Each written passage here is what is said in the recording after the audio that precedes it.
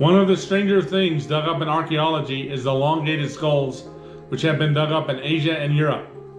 But the biggest number of these skulls have been dug up in South America, mostly in the countries of Bolivia and Peru, where thousands of these elongated human skulls have been found.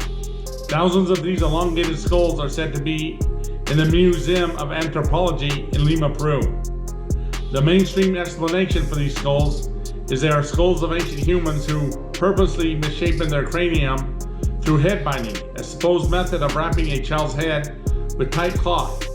As the child grows, they keep binding his or her head with a tight cloth, which causes the cranium to become a cone, not the original round shape of a human head. But a lot of people dispute this and claim these skulls are not human, but of a different being. The mainstream official story is these skulls have been DNA tested and that the tests show the skulls to be of human origin. But other people claim that the DNA test came back and the test showed the elongated skulls were not of human origin, but of different origin than human. And the mainstream narrative is lying. Looking at the pictures of these elongated skulls, the cranium to me on a lot of these skulls look larger than a human cranium, which makes me question the mainstream narrative. But where do we find elongated headed people in history? We see it in the pictures and drawings of ancient Egyptian pharaohs. A lot of them are depicted wearing tall and strange hats that look like they've been designed to fit a cone head rather than a round human head. But there are other drawings and statues on ancient ruins that show them without their hats, and they have a cone head, which indicates that the rulers of ancient Egypt were not human, but rather these cone-headed beings who enslaved the ancient Israelites for 400 years, until Moses, with a lot of help from God, freed them from their slavery and tyranny.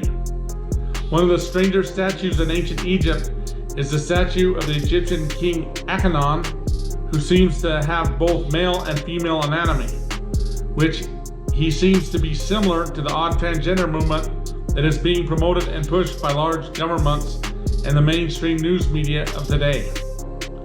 But where else do we see elongated skulls? Again, and that is in the drawings and depictions of space aliens. Also, what do we see on mainstream news almost every week? A story about UFOs, about how the American government has known about these advanced beings from another world and kept the information from the public. I believe they're preparing and grooming the public for a first encounter with these beings. When this happens, of course, these beings will say they came from a distant world and they're here to help us with their advanced technology. But I'm not going to believe them. I believe they are ancient beings that have been here before and enslaved us until we were freed from them by God. And they have retreated to a far restricted part of the earth until a time that we have forgot about them. And they're getting ready to return and enslave us and rule us again. And that there is nothing new under the sun. And when they do, I believe it will be a very bad day for us when the slave masters return. Anyway, thanks for watching my video and have a good day.